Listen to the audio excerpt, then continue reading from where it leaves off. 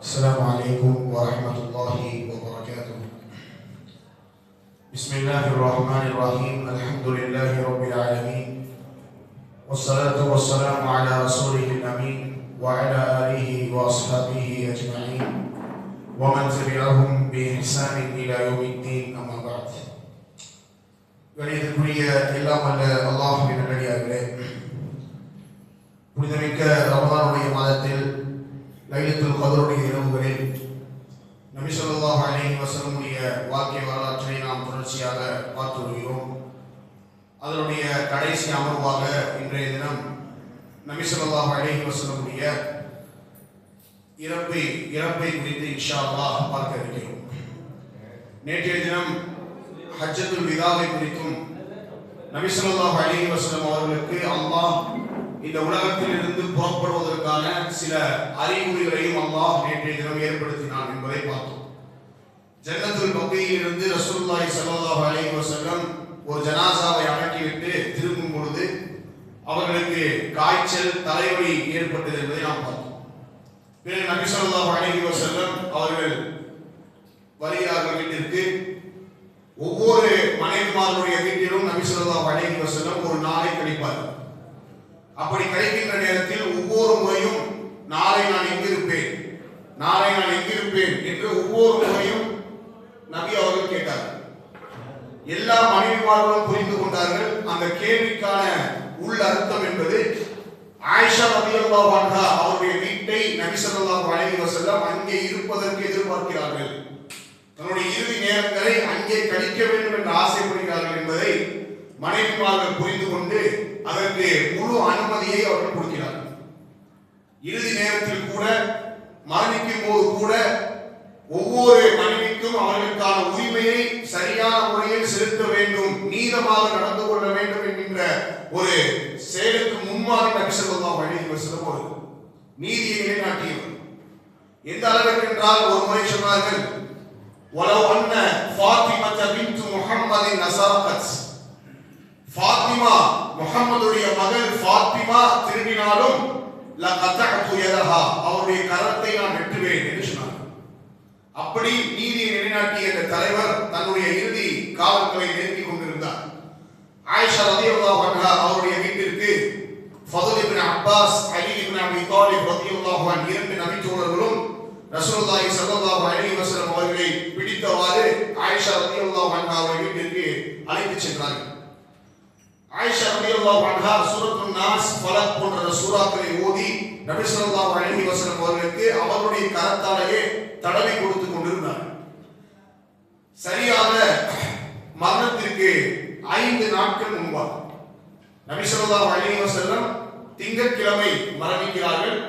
5 நாட்களுக்கு முன்னால் புதன்கிழமை அன்று அந்த காய்ச்சல் என்பது இன்னும் அதிகரிக்கிறது. அப்ப நபி ஸல்லல்லாஹு அலைஹி வஸல்லம் அவர்கள் தங்களை குளிப்பாட்டுமாறு கட்டளையிடுகிறார்கள். அப்ப சஹாபாக்கள் பல கிணறுகளில் இருந்து தண்ணீரை எடுத்து வந்து நபி ஸல்லல்லாஹு அலைஹி வஸல்லம் அவர்களை ஒரு மிகப்பெரிய பாத்திரத்தில் அவர்களை அமர வைத்து அவர்களுக்கு குளிர்ந்த நீரை சஹாபாக்கள் ஊற்றிய போது போதும் போதும் என்று சொல்லும் அளவிற்கு சஹாபாக்கள் நபி ஸல்லல்லாஹு அலைஹி வஸல்லம் அவர்களை குளிப்பாட்டினார்கள். இந்த இடத்தில் ஒரு மருத்துவ டிப் நமக்கு கிடைக்கும்.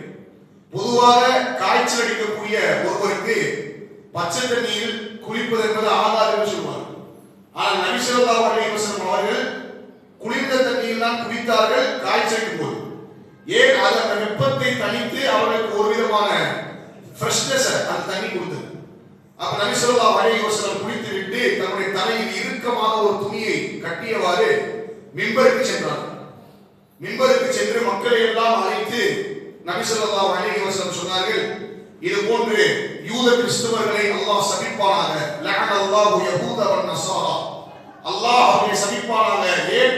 இத்தகது குபூருல் அன்பியாஇ மசாஜிதா, அவர்கள் நபிமார்களுடைய அடக்க ஸ்தலங்களை வணக்க ஸ்தலங்களாக அவர்கள் ஆக்கிவிட்டார்கள் என்று சொல்லிவிட்டு சொன்னார்கள், லா தஜஅலு கப்ரி ஈதா, என்னுடைய அடக்க ஸ்தலத்தை ஒருபோதும் நீங்கள் கொண்டாடக்கூடிய இடமாக ஆக்கிவிடாதீர்கள் என்று சொன்னார்கள்.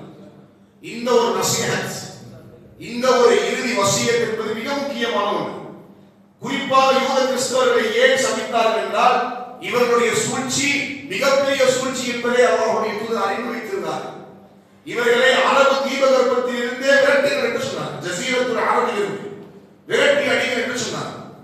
அவர்கள் அன்று சொன்ன அந்த வசியத்தை நாம் இன்று உணர்ந்து கொண்டிருக்கிறோம். அவர் எவ்வளவு பெரிய குடியன் என்பதை நபி ஸல்லல்லாஹு அலைஹி வஸல்லம் இதை சொல்லிவிட்டு, யாராவது நான் உங்களுக்கு காயம் கொடுத்து உங்களை துன்புறுத்தி இருந்தால் அதற்கு நீங்கள் என்னிடத்தில் பணிதீர்த்துக் கொள்ளலாம் என்று பகிரங்கமாக அழைப்பு விட்டார். 3 முறை 4 முறை இந்த அழைப்பை சொல்லிக் கொண்டே இருந்தார்.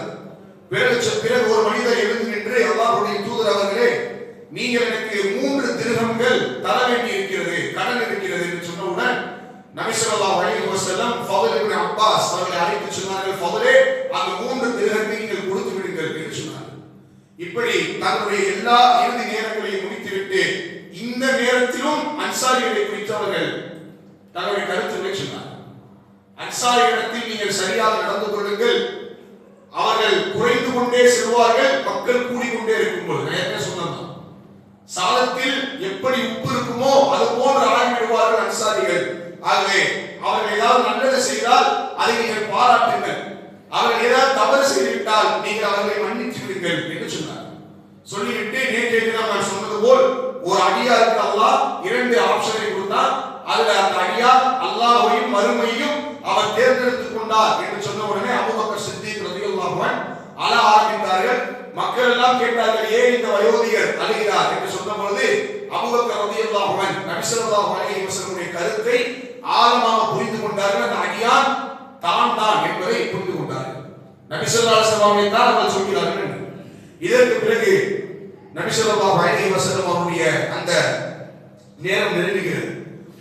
அன்றைய தினம் இந்த 2 வசியத்துகளை தவிர்த்து மேலும் சில வசியத்துகளை நபி ஸல்லல்லாஹு அலைஹி வஸல்லம் செய்தார். அதில் 2வது வசியத், இங்கே வருகை தரக்கூடிய மக்கள், அதாவது மதீனாவிற்கு வரக்கூடிய மக்களை நீங்கள் சரியான முறையில் உபசரியுங்கள், அவர்களுக்கு விருந்தோம்பல் செய்யுங்கள். 3வது வசியத், இந்த வசியத்தை இந்த ஹதீஸை அறிவிக்கக்கூடிய அறிவிப்பாளர் மறந்து விட்டார். ஆனால் இந்த 3இல் ஏதாவது ஒன்றாவது இருக்கலாம் என்று அவர் சொன்னார். ஒன்று, அல்லாஹ்வுடைய வேதத்தையும் நபி ஸல்லல்லாஹு அலைஹி வஸல்லம் அந்த கட்டளையும் நீங்கள் பற்றி பிடித்துக் கொள்ளுங்கள், ஒருபோதும் நீங்கள் வழி தவற மாட்டீர்கள். தரக்கு ஃபீக்கும் அம்ரை, 2ஐ உங்களுக்கு நான் விட்டு செல்கிறேன் என்று சொன்னார். அதை பற்றி பிடிக்கும் வரை வழி தவற மாட்டீர்கள். 2வது, உஸாமாவினுடைய படை நிச்சயம் சென்றே ஆக வேண்டும் என்பதை உறுதியாக இருந்தார். 3வது சொன்னார்கள், தொழுகையை நீங்கள் சரி செய்து கொள்ளுங்கள். ஃபஹலஃப மின் பஅதிஹிம் கல்ஃபுன் அதாஉ ஸலாத், அல்லாஹ் குர்ஆனில் சொல்கிறார், பின்னால் வரக்கூடிய சமூகம் அவர்கள் தொழுகையை பாழாக்குவார்கள். தொழுகையை பாழாக்குவார்கள் என்றால் அதாஉ அஸ்ஸலா என்கிற இந்த வார்த்தைக்கு தஃசீர் கலை அறிஞர்கள் வைக்கக்கூடிய விளக்கம், தொழுகையை விடுவதை குறிப்பதல்ல, தொழுகையை அதன் நேரத்திலிருந்து தாமதப்படுத்தி தொழுவார்கள். فخلف من بعدهم خلف اضاعوا الصلاه واتبعوا الشهوات, தன்னுடைய மனோ இச்சையை அவர்கள் பின்பற்றுவார்கள். فسوف يلقون غيا, அவர்களுக்கு தான் غيا என்கிற நரக நீரோடையை நாம் ஆக்கி வைத்திருக்கிறோம் என்று அல்லாஹ் சுப்ஹானஹு வ தஆலா கூறுகிறார். இறுதி வசியத்தாகவும் அதை தான் நபி ஸல்லல்லாஹு அலைஹி வஸல்லம் செய்தார். இப்படி அந்த வியாழக்கிழமை நபி ஸல்லல்லாஹு அலைஹி வஸல்லம் அவர்கள் அந்த நாளுடைய 5 நேர தொழுகை மக்ரிப் வரை நபி ஸல்லல்லாஹு அலைஹி வஸல்லம் தொழுவித்தார். அன்றைய தினமுடைய இஷாவுடைய நேரம் எல்லோரும் பள்ளியில் நபி ஸல்லல்லாஹு அலைஹி வஸல்லம் அவர்களுக்காக காத்துக் கொண்டிருந்த பொழுது அல்லாஹ்வுடைய தூதர்கள் பள்ளிக்கு வரவில்லை. காரணம், மயக்க நிலைக்கு சென்று விடுகிறார்கள் நபி ஸல்லல்லாஹு அலைஹி வஸல்லம். சிறிது நேரத்திற்கு பிறகு மயக்கத்திலிருந்து தெளிவு கிடைக்கிறது. சொன்னார்கள், ஆயிஷாவே, எனக்கு ஒரு பாத்திரத்தில் நீங்கள் தண்ணீரை கொண்டு வாருங்கள், நான் உது செய்ய வேண்டும். மக்கள் எல்லாம் தொழுது விட்டார்களா என்பதையும் கேட்டார்கள். ஆயிஷா ரலியல்லாஹு அன்ஹா சொன்னார்கள், இமாமிற்காக காத்துக் கொண்டிருக்கிறார்கள், நீங்கள் வந்துதான் தொழுகை நடத்த வேண்டும் என்று. அப்ப உது செஞ்சுட்டு திருப்பி எந்திரிக்க முயல்றாங்க, திருப்பி மயக்கமடைந்து கீழே விழுந்து விடுகிறார்கள். இப்படி ஒவ்வொரு முறையும் அவர்கள் எழ ஆரம்பிக்கும் பொழுது மயக்கம் அவர்களை ஆட்கொண்டு விடுகிறது. இறுதியாக சொன்னார்கள், ஆயிஷாவே, உங்களுடைய தந்தை அபூபக்கர் சித்திக் ரலியல்லாஹு அன்ஹு அவர்களை நீங்கள் தொழுகை நடத்த சொல்லுங்கள். இந்த ஒரு செய்தியே நமக்கு போதும். தன்னுடைய மரணத்திற்கு பிறகு இந்த இஸ்லாமிய சமூகத்தை வழிநடத்தக்கூடியவர் அபூபக்கர் என்பதை இந்த இடத்திலே நபி ஸல்லல்லாஹு அலைஹி வஸல்லம் தெளிவுபடுத்திவிட்டார். அப்ப ஆயிஷா ரலியல்லாஹு அன்ஹா சொன்னாங்க, அல்லாஹ்வுடைய தூதர் அவர்களே, என் தந்தையோ பலவீனமானவர், நீங்கள் நின்ற அந்த முஸல்லாவில், நீங்கள் நின்ற அந்த இடத்தில் நின்று வைப்பதற்கு அவர் பலவீனமானவர், அவரால் முடியாது, அவருக்கு சக்தி இல்லை, அவரை விட்டுவிடுங்கள் என்று சொன்னார். அப்ப ரசூலுல்லாஹ் சொன்னாங்க, நீங்க என்ன யூசுப் நபி பெண்களை போன்று பேசிக் கொண்டிருக்கிறீர்கள், அவர்தான் தொழ வைக்க வேண்டும் என்பதை உறுதியாக ரசூலுல்லாஹ். அப்ப அன்றைய தினத்திலிருந்து வியாழக்கிழமையில் இருந்து ஏறத்தாழ வியாழக்கிழமை இஷாவிலிருந்து திங்கட்கிழமை ஃபஜர் வரை 17 வக்து தொழுகையை அபூபக்கர் சித்திக் ரலியல்லாஹு அன்ஹு அவர்கள் தான் இமாமாக என்று சொல்ல வைத்தார். இதற்கு பிறகு இரண்டாவது நாள், அதாவது நபி ஸல்லல்லாஹு அலைஹி வஸல்லம் மரணிக்கிறது இரண்டாவது நாள், 2 நாட்களுக்கு முன்னால், அதாவது சனிக்கிழமை நபி ஸல்லல்லாஹு அலைஹி வஸல்லம் அவர்களுக்கு உடல்ல கொஞ்சம் முன்னேற்றம் கிடைக்கும், கொஞ்சம் அந்த காய்ச்சல் தனதோட நபி ஸல்லல்லாஹு அலைஹி வஸல்லம் 2 பேருடைய உதவியை கொண்டு பள்ளிக்கு எழுந்து செல்கிறார். இந்த இடத்துல ஒரு மிகப்பெரிய படிப்பு நமக்கு இருக்கு. சக்கராத்துடைய நிலைமை, மயக்கம் விடக்கூடிய நிலைமை, அந்த நேரத்திலும் தொழுகையை அவருடைய ஜமாத்தோடு நேரத்தோடு நாம் தொழ வேண்டும் என்பதை நபி ஸல்லல்லாஹு அலைஹி வஸல்லம் இங்கே நமக்கு கற்றுக் கொடுத்து சென்றார். நம்ம என்ன பண்ணுவோம், சின்ன சின்ன விஷயத்துக்காக ஒரு தலைவலி, ஒரு கால்வலி, ஒரு கைவலி ஏதாச்சும் ஏற்பட்டுச்சுன்னா உடனடியாக நாம் வீட்டில் நாம் தொழக்கூடிய பழக்கத்தை வைத்திருக்கிறோம். இஃப்தார் தொழுதுட்டே கொஞ்சம் அப்படியே ஒரு மயக்கமான நிலையில இருக்கும், என்ன பண்ணுவோம், மதையில விஷ் பண்ணுவோம். சகல சாப்பிட்டுட்டு கொஞ்சம் தூங்கலாம் அப்படின்னு ஒரு யோசனை வரும், ஃபஜர் வீட்டில் தொழுதே படுத்துவோம். நபி ஸல்லல்லாஹு அலைஹி வஸல்லம் சொன்னார்கள், வீடுகளை நான் எரிக்க நாடுகிறேன், வீட்டில் தொழக்கூடிய அந்த வீடுகளை நான் எரிக்க நாடுகிறேன், பெண்களையும் குழந்தைகளையும் கருத்தில் கொண்டு நான் விட்டுவிட்டேன் என்று சொன்னார். இப்ப தொழுகையை எந்த நேரமாக இருந்தாலும் பள்ளிவாசலுக்கு நாம் செல்ல வேண்டும் என்பதை நமக்கு சொல்கிறது. நபி ஸல்லல்லாஹு அலைஹி வஸல்லம் அப்படி பள்ளிவாசலுக்கு போறாங்க, அபூபக்கர் ரலியல்லாஹு அன்ஹு தொழ வைத்துக் கொண்டிருக்கிறார். ரசூலுல்லாஹ் வரத உணர்ந்து அவங்க கொஞ்சம் அப்படியே பின்னாடி போய் ரசூலுல்லாஹ் இமாமத்தா நிக்க வைக்கணும் அவங்க முயற்சி பண்றாங்க. ஆனா நபி ஸல்லல்லாஹு அலைஹி வஸல்லம் அவர்கள் இருந்த இடத்திலே நீங்கள் இருங்கள் என்று சைகை செய்துவிட்டு நபி ஸல்லல்லாஹு அலைஹி வஸல்லம் அவர்கள் பக்கத்தில் அமர்ந்து கொண்டு அவர்கள் தொழ வைக்கிறார்கள். இப்படி சரியாக சனிக்கிழமை என்று நடக்கிறது.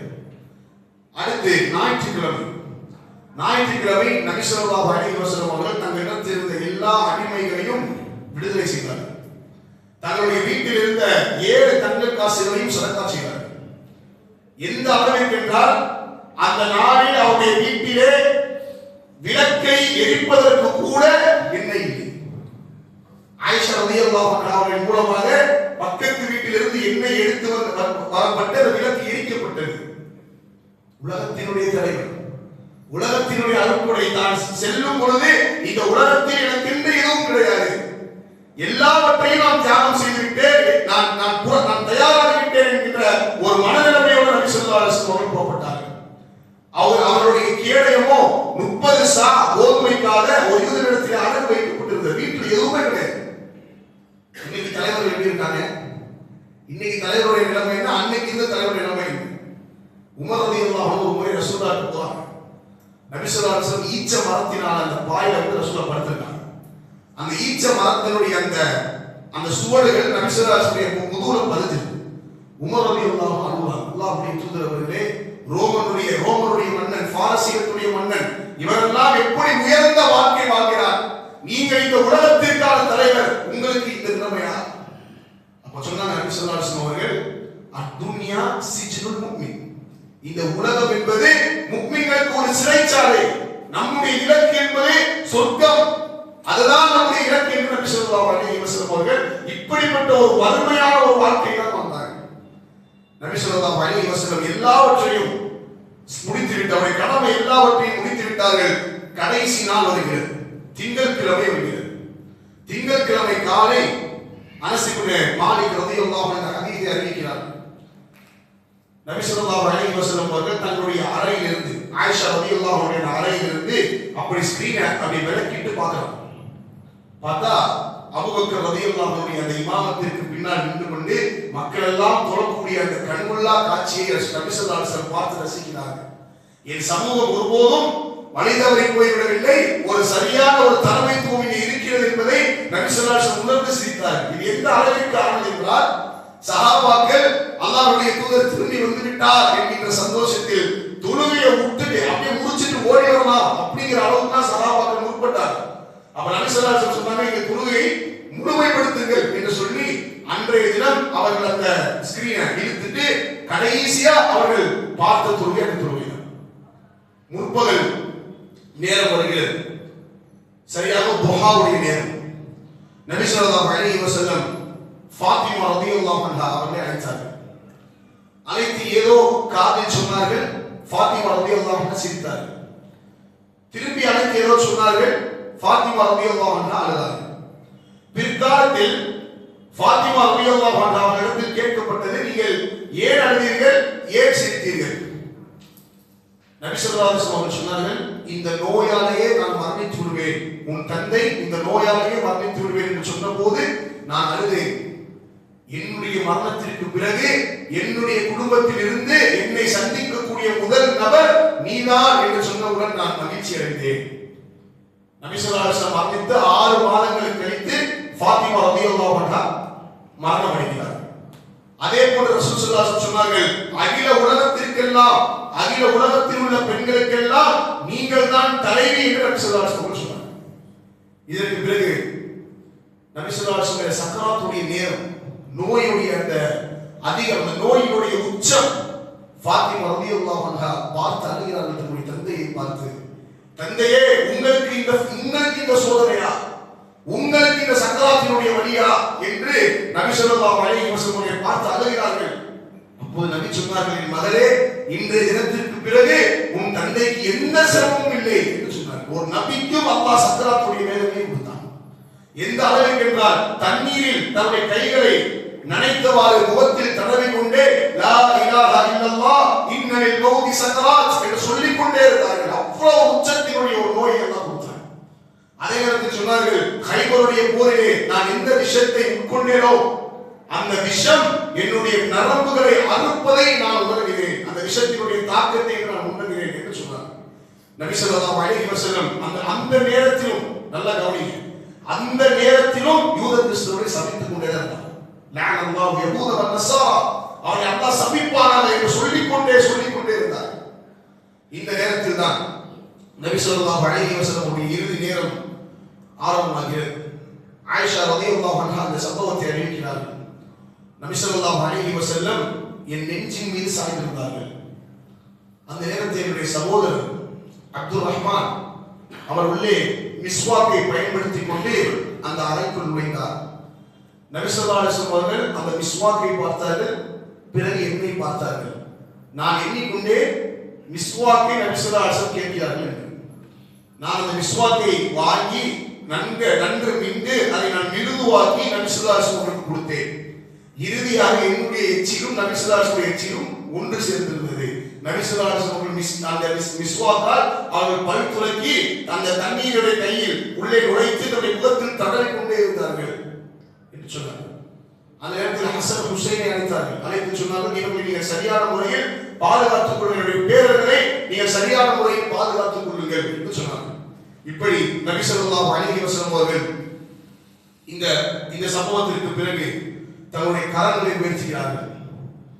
கரங்களை உயர்த்தி சொன்னார்கள், யா அல்லாஹ், என்னை நீ மன்னித்து விடு, யா அல்லாஹ், என் மீது நீ கருணை காட்டு, யா அல்லாஹ், என்னை நீ யாரோடு சேர்க்க வேண்டும் என்றால் ஃபௌலாயிக மஅல்லதீன அன்அம அல்லாஹு அலைஹிம், நீ யாரை பொருந்திக் கொண்டாயோ மினன் நபியீன், நபிமார்களோடு, வஸ்ஸித்தீகீன், உண்மையாளர்களோடு, வஸ்ஸாலிஹீன், நல்ல மக்களோடு, வஷ்ஷுஹதா, உன்னுடைய பாதையில் உயிர் தியாகம் செய்தார்களே அவர்களோடு என்னை நீ சேர்த்து விடு யா அல்லாஹ், வஹஸுன உலாயிக ரஃபீகா, உயர்ந்தவனே என்னை நீ சேர்த்து விடு என்று கைகளை உயர்த்தி நபி ஸல்லல்லாஹு அலைஹி வஸல்லம் பிரார்த்தனை செய்து கொண்டே இருக்கிறார்கள்.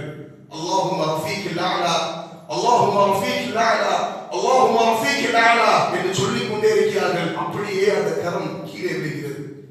இந்த உலகத்தை விட்டு நபி ஸல்லல்லாஹு அலைஹி வஸல்லம் உயிர் பிரிகிறது. இக்கட்டான ஒரு சூழ்நிலை கண்ணியத்திற்குரியவர்களே, ஒட்டுமொத்த மதீனாவும் இருளில் சொல்கிறது.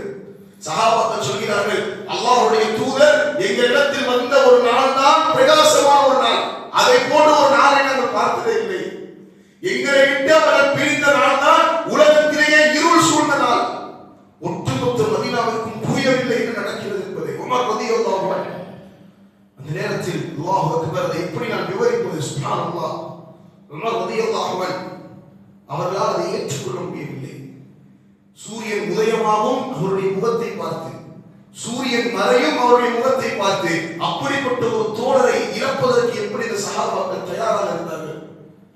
உமர் ரலியல்லாஹு அன்ஹு சொன்னார்கள், யாராவது முஹம்மத் மரணித்து விட்டார் என்று நீங்கள் சொன்னால் உங்களுடைய தலையை நான் சீவுவேன். அவர் மரணிக்கவில்லை. எப்படி மூசா அலைஹிஸ்ஸலாத்து வஸ்ஸலாம் தௌராத்துடைய வேதத்தை பெறச் சென்றார்களோ அதே போல முஹம்மது ஸல்லல்லாஹு அலைஹி வஸல்லம் அவர்களும் சென்றிருக்கிறார். மீண்டும் அவர் திரும்பி வருவார். ஏற்றுக்கொள்ள முடியவில்லை உமர் அவர்களால். சஹாபாக்களுக்கு என்ன சொல்வது என்று தெரியவில்லை. அபூபக்கர் சித்திக் ரலியல்லாஹு அன்ஹு அவர்கள் மதீனாவில் இருந்து வெளியே உள்ள தூரத்தில் உள்ள மற்றொரு வீட்டிலே அபூபக்கர் ரலியல்லாஹு அன்ஹு இருக்கும் பொழுது இந்த செய்தி அவர்களுக்கு கிடைக்கிறது. உற்ற நண்பர் சித்திக், எப்போதும் அழக்கூடியவர், அந்த நேரத்தில் உள்ளத்திலே உறுதியோடு அந்த நேரத்தில் வருகிறார் மதீனாவிற்கு. யாரிடமும் பேசவில்லை. நேரடியாக வந்தால் நபி ஸல்லல்லாஹு அலைஹி வஸல்லம் வீட்டிற்கு சென்றார். அவருடைய உடல் போற்றப்பட்டிருந்தது. எடுத்து முத்தமிட்டு சொன்னார், அபீ வ உம்மி அலைக யா ரசூலல்லாஹ், என் தாயும் தந்தையும் உங்களுக்கு அர்ப்பணமாகட்டும். உயிரோடு இருந்த போதும் மனம் கவர்ந்தீர்கள், மரணித்தவுடனும் நீங்கள் மனம் கவர்ந்து கொண்டிருக்கிறீர்கள் என்று முத்தமிட்டு விட்டு எப்போதும் கலங்கக்கூடிய அபூபக்கர் கலங்காமல் மிம்பரின் மீது ஏறினார். ஏறி சொன்னார், மக்களே, மன் கான யஅபுது முஹம்மதன் ஃபஇன்ன முஹம்மதன் கத் மாத்.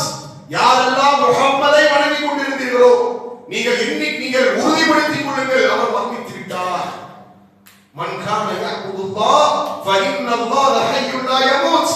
அல்லாஹ்வை யார் வணங்கிக் கொண்டிருக்கிறீர்களோ அவர்கள் அறிந்து கொள்ளுங்கள், அல்லாஹ் நித்திய ஜீவன், அவர் மரணிக்க மாட்டார். அந்த நேரத்தில் மக்களை உறுதிப்படுத்தி அபூபக்கர். அபூபக்கர் இல்லை என்றால் நினைத்து பாருங்கள், அந்த சூழலை நினைச்சு பாருங்கள். சூரத்துல் ஆல இம்ரானுடைய வசனத்தை ஓதினார்கள், வமா முஹம்மதுன் இல்லா ரசூல். முஹம்மது மட்டும் நபி அல்ல, கத் கலத் மின் கப்லிஹி ருசுல். இதற்கு முன்னால் எத்தனையோ நபிமார்களை நாங்கள் அனுப்பி இருக்கிறோம். அஃபஇன் மாத்த அவ் குதில, ஒருவேளை அவர் மரணித்து விட்டார் அல்லது போரில் கொல்லப்பட்டு விட்டார், நீங்கள் வந்த வழியிலேயே திரும்பி சென்று விடுவீர்களா?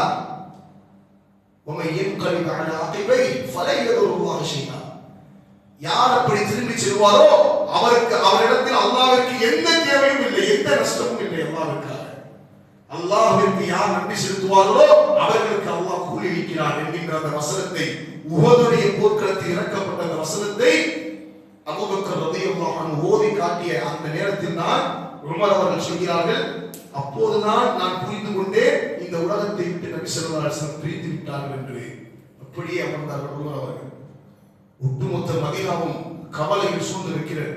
இந்த நேரத்தில் முஸ்லிமுடைய உம்மா அடுத்த தலைவர் யார் என்பதை தேர்ந்தெடுப்பதில் முஹாஜிர்களும் அன்சாரிகளும் ஒன்று கூடுகிறார்கள். திங்கட்கிழமை காலை பொழுது நடக்கக்கூடிய செய்திகள் எல்லாம் எல்லோரும் ஒரு மனதாக அபூபக்கர் ரலியல்லாஹு அன்ஹு அவர்களை அடுத்த கலீஃபாவாக தேர்ந்தெடுக்கிறார்கள். நபி ஸல்லல்லாஹு அலைஹி வஸல்லம் அவருடைய அந்த ஜனாசா அடுத்த நாள் திங்கட்கிழமை முழு இரவும் முடிந்து விடுகிறது. செவ்வாய்க்கிழமையுடைய பாதி நாள் சென்று விடுகிறது. செவ்வாய்க்கிழமையுடைய நடுப்பகுதியில் தான் நபி ஸல்லல்லாஹு அலைஹி வஸல்லம் அவருடைய அந்த ஜனாசா குளிப்பாட்டப்படுகிறது. அப்பாஸ் ரலியல்லாஹு அன்ஹு அவர்கள், அதே போன்று ஃபதுல் இப்னு அப்பாஸ், குஸைம் இப்னு அப்பாஸ் போன்ற சஹாபாக்கள் நபி ஸல்லல்லாஹு அலைஹி வஸல்லம் அவருடைய ஆடையை அகற்றாமல், அதை களையாமல் அதே நிலையில் எல்லோரும் குளிப்பாட்டினார்கள். நபி ஸல்லல்லாஹு அலைஹி வஸல்லம் அவர்களை ஒரு வெள்ளை நிற ஆடையில் அவர்களை கஃனிட்டார்கள். யமன் நாட்டு பருத்தி ஆடை கஃனிட்டு விட்டு நபி ஸல்லல்லாஹு அலைஹி வஸல்லம் அவர்களை புதன்கிழமையுடைய நாளும் சென்று விட்டது. எல்லோரும் ஒருவராக ஜனாஸா தொழுதார்கள், இமாம் இல்லாமல். நபி ஸல்லல்லாஹு அலைஹி வஸல்லம் யாரும் இமாமத் செய்ய முடியாது. முதலில் அவருடைய உற்ற நெருங்கிய உறவினர்கள் தொழுதார்கள், பிறகு முஹாஜிர், பிறகு அன்சாரி, பிறகு பெண்கள், பிறகு சிறுவர்கள் என்று எல்லோரும் ஜனாசாவுடைய தொழுகையை தொழுதுவிட்டு புதன்கிழமையுடைய நள்ளிரவில் நபி ஸல்லல்லாஹு அலைஹி வஸல்லம் அடக்கப்பட்டார்கள். அவர்கள் எங்கே மரணமானார்களோ அதே இடத்தில் குழி தோண்டப்பட்டது, அங்கேயே அடக்கப்பட்டார்கள். அந்த நேரத்தில் சொன்னார்கள் ஆயிஷா ரலியல்லாஹு அன்ஹா, நாங்கள் குழி தோண்டக்கூடிய அந்த சப்தங்களை நாங்கள் கேட்டோம், அதை வைத்துதான் நாங்கள் முடிவெடுத்தோம், நபி ஸல்லல்லாஹு அலைஹி வஸல்லம் அவர்கள் அடக்கம் செய்யப்பட்டு விட்டார்கள் என்று. இப்படி நபி ஸல்லல்லாஹு அலைஹி வஸல்லம் இந்த உலகத்தை விட்டு பிரிகிறார்கள். அவர் உலகத்தை விட்டு பிரிந்து விட்டாலும் அவருடைய புகழ், அல்லாஹ் சொல்கிறார், உங்களுடைய புகழை நாங்கள் உயர்த்தியிருக்கிறோம் நபியே, அவருடைய புகழ் இன்னும் உயர்ந்துதான் இருக்கிறது.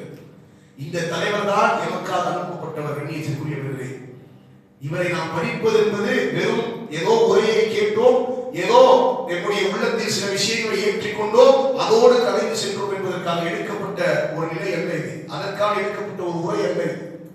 இத்தனை நாட்கள் நாம் எந்த தூதரை செவிமடுத்து கேட்டோமோ, அவருடைய அந்த செய்திகளை கேட்கும் பொழுது அவர் மீது எப்படி நம்முடைய நேசம் உயர்ந்ததோ ஒவ்வொரு நாளும், எப்படி ஒரு ஈமான் உறுதிப்பட்டதோ ஒவ்வொரு நாளும், அதே போன்று நம்முடைய வாழ்க்கை முழுவதும் முஹம்மது ரசூலுல்லாஹ் என்பதை வெறும் வார்த்தையில் மட்டும் வைக்காமல் செயலில் கொண்டு வந்து காட்டுவதுதான் நாம் இந்த வரலாற்றை உண்மையில் உளப்பூர்வமாக எடுத்துக்கொண்டோம் என்பதற்கான அத்தாட்சி.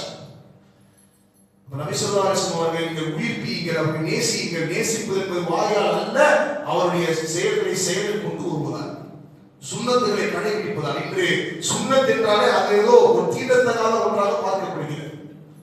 ஃபர்தை நாங்கள் நிறைவேற்றுவோம், கடமையான விஷயங்களை நாங்கள் செய்வோம். சுன்னத் என்றால் சுன்னத்து தானே அப்படின்னு தட்டி விட்டு செல்கின்ற அளவுக்கு அது சொல்லப்படுகிறது. கணியத்திற்குரிய அப்படி இல்லை. அதுதான் உங்களுடைய நேசம். இந்த சஹாபாக்கள் எப்படி நேசித்தார்கள்? எப்படி நேசித்தார்கள்? ஒவ்வொரு விஷயத்தையும் நபி ஸல்லல்லாஹு அலைஹி வஸல்லம் செய்த அனைத்தையும் அப்படியே மைண்ட்ல ரெக்கார்ட் பண்ணி சொன்னாங்க.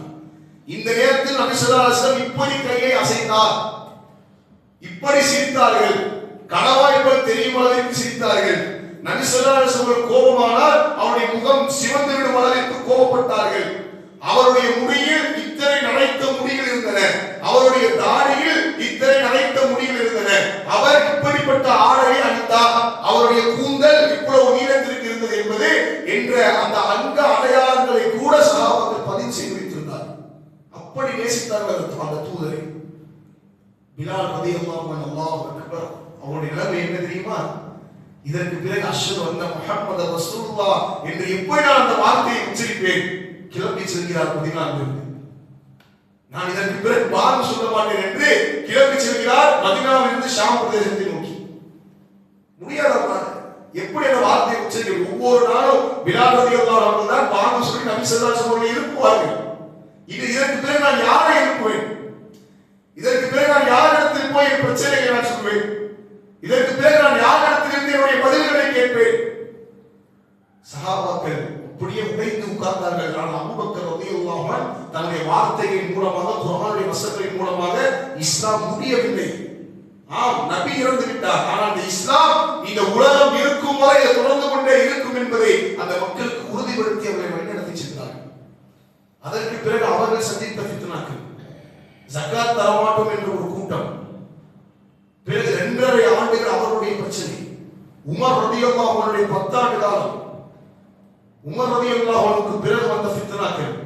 இப்படி இந்த முஸ்லிம் சமூகம் ஃபித்னாக்களை பார்த்து, வழிகேடுகளை பார்த்து, நேர்வழியை வழிகேட்டையும் பிரித்தறிந்து வந்த சமூகம் தான் இந்த சமூகம். ஒருபோதும் இந்த சமூகம் சிதைந்து விடவில்லை. இது ஆரம்பிக்கும் பொழுது மிக குறைவான மக்களோடு ஆரம்பித்தது. பிறகு அல்லாஹ் அதை பெரிய தொகையோடு அல்லாஹ் அதை உறுதிப்படுத்தினார். அல்லாஹ் இந்த ஜோதியை உறுதிப்படுத்திக் கொண்டே இருப்பார். முஸ்லிம் என்கின்ற, இஸ்லாம் என்கின்ற இந்த மார்க்கம் பரவிக் கொண்டே இருக்கும். இப்பயும் ஒண்ணு இல்லைங்க, நீங்க கூகுள்ல போய் ஃபாஸ்டஸ்ட் க்ரோயிங் ரிலிஜன் நீங்க அடிச்சீங்கன்னா ஃபர்ஸ்ட் இஸ்லாம் வரும். இந்த ஜோதியை முழுமைப்படுத்தாமல் இந்த உலகம் அழியும். சாலை சாலையாக மக்கள் எப்படி அப்போது இஸ்லாத்தை ஏற்றுக்கொண்டார்களோ இன்றும் அவர்கள் இஸ்லாத்தை ஏற்றுக்கொள்வார்கள்.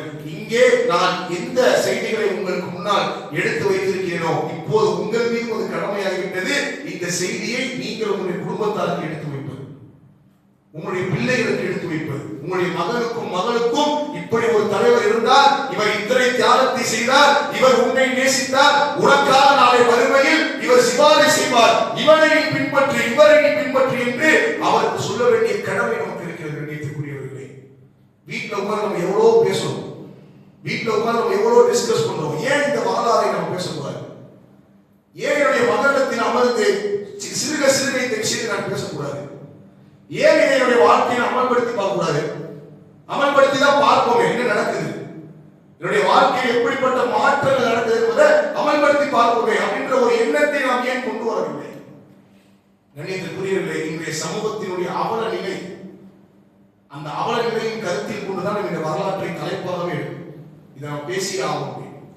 கண்ணியத்திற்குரியவர்களே, செவிமடுத்தோம், அதை விட்டோம் என்று இல்லாமல் இந்த தாவாவை இன்னும் எடுத்து செல்லுங்கள்.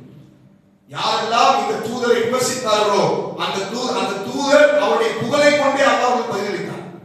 இந்த முகம்மதை இதுவரை யாரெல்லாம் விமர்சித்தார்களோ அவர்களுக்கு எல்லாம் அல்லாஹ் பதில் கொடுத்தார். அவர் அப்படிப்பட்டவர் அல்ல என்று. யாரை வைத்து? யார் விமர்சித்தார்களோ அவர்களை வைத்து. யார் அவரை தவறு என்று சொன்னார்களோ, அவரை கவிஞர் என்று சொன்னார்களோ, அவரை சூனியக்காரர் என்று சொன்னார்களோ, அதே வாயை சொன்னது அவர் சாதிக்குள் அமீன் என்று. அதே வாயை சொன்னது அவர் நீதமானவர் என்று. அதே மாற்றுமத சகோதரர் சொன்னால் இவரை போன்ற ஒரு தலைவரை நான் பார்த்ததில்லை என்று. இஸ்லாமிய மார்க்கத்தை பற்றி இந்த அறிஞர்கள் சொல்லும் போது ஒருவர் காலையில் இஸ்லாத்தை ஏற்றுக்கொண்டால் மாலை அவரிடத்திலிருந்து ஜாதிய அந்த சித்தாந்தம் அவரை விட்டு வெளிவந்து விடும் என்று சொன்னார். யார்? இஸ்லாமை மூர்க்கமாக எதிர்த்தவர்கள். அபூ ஜஹல், அபூ லஹபை போன்று இன்று வாழ்ந்து கொண்டிருக்கக்கூடியவர்கள். இதே முஸ்லிம்கள் தான். ஒரு நிலநடுக்கம் வந்த பொழுது, ஒரு வெள்ளம் வந்த பொழுது களத்தில் நின்றவர்கள் முஸ்லிம்கள் தான். எந்த மாற்று மத சகோதரர் இதுவரை இஸ்லாமிய மார்க்கத்தை தீவிரவாதம் என்று பேசிக் கொண்டிருந்தாரோ, நாடை வைத்தவர் எல்லாம் தீவிரவாதி என்று பேசிக் கொண்டிருந்தாரோ, அதே மாற்று மத சகோதரர் பேட்டி கொடுத்தார். நான் வறுமையில் இருந்த பொழுது, கஷ்டத்தில் இருந்த பொழுது, கீழே தண்ணீர், உணவு இல்லை, குடிக்க தண்ணீர் இல்லை, பால் இல்லை, எனக்கு உணவளித்தவர் ஒரு முஸ்லிம் என்று அவர் புகழ்ந்து பேசினார் என்றார். எதன் மூலமாக அவர் பேசினார்? எதை வைத்து அவர் பேசினார்? அந்த செயல்பாடுகளை வைத்து தான் பேசினார். செயலில் கொண்டு வந்தால் மட்டுமே நாம் உண்மைப்படுத்த முடியும், அவரை உயிர்ப்பிக்க முடியும். நீங்க செயல்ல கொண்டு வா. நபி ஸல்லல்லாஹு அலைஹி வஸல்லம் இன்னும் இத்தனையோ சம்பவங்கள் நம்ம வரலாறுனால இதை சில பகுதிக்குள்ள சொல்லிடும். இது போல எத்தனையோ சம்பவங்கள். ஒரு முறை ஒரு மூதாட்டியும் நபி ஸல்லல்லாஹு அலைஹி வஸல்லம் அவர்களும் சென்று கொண்டிருக்கிறார். அப்ப அந்த மூதாட்டி சில லக்கேஜஸ் அவருடைய அந்த பொருட்களை கொண்டு போகும்போது நபி ஸல்லல்லாஹு அலைஹி வஸல்லம் சொன்னாங்க, நான் இதை உங்களுக்காக ஹெல்ப் பண்றேன், நான் சுமந்து வரேன். சுமந்துட்டே போறாங்க, ரெண்டு பேரும் பேசிக்கிட்டு. அந்த மூதாட்டி சொன்னார், இப்படி முகமது என்று ஒருவர் வந்திருக்கிறார், இவரால் பல குழப்பங்கள் ஏற்படுகிறது என்று முகமது ஸல்லல்லாஹு அலைஹி வஸல்லம் அவர்களை பற்றியே அவர்களிடத்திலே நம்ம விமர்சனம் பேசிட்டு வரோம். விமர்சனம் பண்ணிட்டு பேசிட்டு வரோம். இவங்க தெரியாத ஒரு சொல்றாங்க. அவர்கள் இருவரும் பிரியக்கூடிய அந்த இடம் வந்த பொழுது அந்த மூதாட்டி கிட்ட, நீங்க யார் இவ்வளவு அழகா பேசுறீங்க, உங்களுடைய குணம் இவ்வளவு அழகா இருக்கு அப்படின்ற உடனே, இவ்வளவு நேரம் நீங்க யார் விமர்சனம் பண்ணீங்களோ அந்த முகமது ஸல்லல்லாஹு அலைஹி வஸல்லம் தான் நானு அப்படின்ற உடனே அந்த மாத்திரத்தில் அவர் இஸ்லாத்தை ஏற்றுக்கொள்கிறார். ஒரு கைதியை நபி ஸல்லல்லாஹு அலைஹி வஸல்லம் அவர்கள் மஸ்ஜித் நபவியுடைய தூணில் கட்டி வைத்தார்கள். 3 நாட்கள் எதுவுமே ரசூலுல்லாஹ் ஒண்ணு கூட கிடையாது. சஹாபாக்களுடைய அந்த கட்டுப்படுதல், நபி ஸல்லல்லாஹு அலைஹி வஸல்லம் வார்த்தைகளை, நடவடிக்கைகளை அவர் பார்க்கிறார். 3வது நாள் அவருக்கு விடுதலை அளிக்கப்படுகிறது. நேரடியாக சென்றார், ஒரு கிணற்றில் குளித்துவிட்டு மீண்டும் பள்ளிக்குள் நுழைந்தார். அல்லாஹ்வுடைய தூதர் அவர்களே, நான் இஸ்லாமிய மார்க்கத்தை ஏற்றுக்கொண்டு விட்டேன். அப்ப ஒருவருடைய நடவடிக்கையை வைத்துதான் மக்கள் கவரப்படுகிறார்கள். இந்த இஸ்லாமிய மார்க்கத்தை பார்த்து நடவடிக்கைகளை கொண்டு வர வேண்டும், செயல்களை கொண்டு வர வேண்டும். உமர் ரலியல்லாஹு அன்ஹு அவர்கள் நபி ஸல்லல்லாஹு அலைஹி வஸல்லம் அவர்கள் ஒரு பாதை நடந்து சென்று கொண்டிருந்தார்கள். அப்போது சொன்னார்கள், உமர் ரலியல்லாஹு அன்ஹு அவர்கள், இந்த உலகத்தில் நான் என் உயிரை நான் எல்லா பொருள்களை விட உங்களை நேசிக்கிறேன், என்னுடைய உயிரை தவிர. எல்லா பொருள்களை விடவும் உங்களை நேசிக்கிறேன், என் உயிரை தவிர. அப்ப நபி ஸல்லல்லாஹு அலைஹி வஸல்லம் சொன்னார்கள், உயிருக்கு மேலாக என்னை நேசித்தால் மட்டுமே உன்னுடைய ஈமான் முழுமையடையும் என்று சொன்னார்கள். அப்ப உமர் ரலியல்லாஹு அன்ஹு சொன்னார்கள், அல்லாஹ்வுடைய தூதரே, என்னுடைய வார்த்தையை நீங்கள் மாற்றிக் கொள்ளுங்கள், என்னுடைய உயிரை விடவும் உங்களை நான் நேசிக்கிறேன். அல்-ஆன் யா உமர், இப்போதுதான் உன்னுடைய ஈமான் முழுமையடையும் என்று சொன்னார்.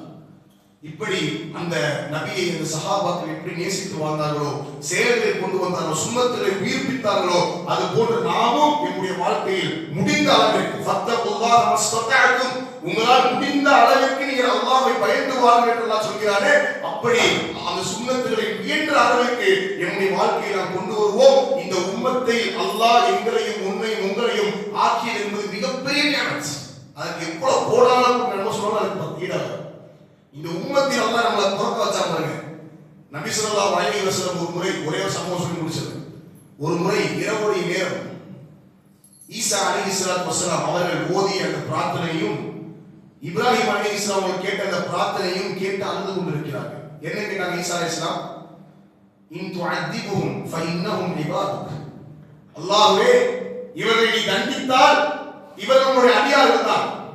வஇன் தக்ஃபிர் லஹும், நீ இவர்களை மன்னித்தாலும் இவர்களுடைய அடியார் தான். பொறுப்பை உன்னிடத்தில் சாட்டி விடுகிறேன். இப்ராஹிம் அலைஹிஸ்ஸலாம் ரப்பி இன்னஹுன்ன அضللن كثيرا من الناس, என்னுடைய மக்கள் பலர் வழிகெட்டு போய்விட்டார்கள். ஃபமன் தபிஅனி ஃபஇன்னஹு மின்னி, என்னை யார் பின்பற்றினார்களோ அவர்கள் என்னை சார்ந்தவர்கள். வமன் அஸானி, யார் என்னை பின்பற்றவில்லையோ உன்னிடத்தில் ஒப்படைத்து விடுகிறேன், நீ அவளை பார்த்து. ஆனால் நபி ஸல்லல்லாஹு அலைஹி வஸல்லம் இந்த வசனத்தை ஓதி உம்மதி உம்மதி என் உம்மத் என்று நபி ஸல்லல்லாஹு அலைஹி வஸல்லம் அழுது கொண்டிருந்தார்கள். அல்லாஹ் ஜிப்ரீலை அனுப்பினார். ஜிப்ரீலே, நீங்கள் சென்று கேளுங்கள் எதற்காக நபி அழுகிறார் என்று. வந்து கேளுங்கள், எதற்காக நீங்கள் அழுகிறீர்கள்? என் உம்மத்தை நினைத்து நான் அழுகிறேன். அவர்களுடைய கவலை தான் எனக்கு உள்ளத்தில் இருக்கிறது. அல்லாஹ் மீண்டும் ஜிப்ரீலிடத்தில் சொல்லி அனுப்பினார், நீங்கள் சென்று சொல்லுங்கள், முஹம்மதே, உங்களுடைய உம்மத்தை நாம் பொருந்திக் கொள்வோம், உங்களுடைய உம்மத்தின் மீது நாங்கள் எந்த ஒரு தண்டனையும் எந்த ஒரு கோபத்தையும் நாங்கள் இருக்க மாட்டோம் என்று நீங்கள் சொல்லிவிட்டு வாருங்கள் என்று சொன்னார். சதா நேரமும் உம்மத்தை குறித்து கவலைப்பட்ட ஒரு தலைவர், மக்களை குறித்து கவலைப்பட்ட ஒரு தலைவர், இன்று எனக்கு பதவி வர வேண்டும், நான் ஆட்சியில் அமர வேண்டும், நான் அதிகாரத்தை பிடிக்க வேண்டும் என்று சுயநலவாதிகளை இன்று தலைவர்களாக ஏற்றுக்கொண்டிருக்கக்கூடிய முஸ்லிம் சமூகமே, இதை நீங்கள் திருப்பி பாருங்கள். இவரை நீங்கள் படியுங்கள், படித்து பின்பற்றுங்கள், உள்ளத்தால் நேசியுங்கள். இவர்தான் உங்களுக்கான தலைவர், இவருக்காக நீங்கள் சரமாற்றுங்கள். எவ்வளவோ ஒரு கரிசனை நீங்க அந்த வார்த்தைகளை கொண்டு நீங்கள் கூப்பிடுவதற்கு பதிலாக நபி ஸல்லல்லாஹு அலைஹி வஸல்லம் அந்த பேரை நீங்கள் உச்சரிங்க. உண்மையான தளபதியா? போரில் நின்றவன் தான் உண்மையான தளபதி. உங்களுக்காக சண்டையிட்டவர் தான் உண்மையான தளபதி, உங்களுக்காக கவலைப்பட்டவர் தான் உண்மையான தளபதி. அதை விட்டுவிட்டு காட்சிக்கு முன்னால், ஸ்கிரீனுக்கு முன்னால் 1000 பேர் அடிச்சுட்டா அவர் யாரு?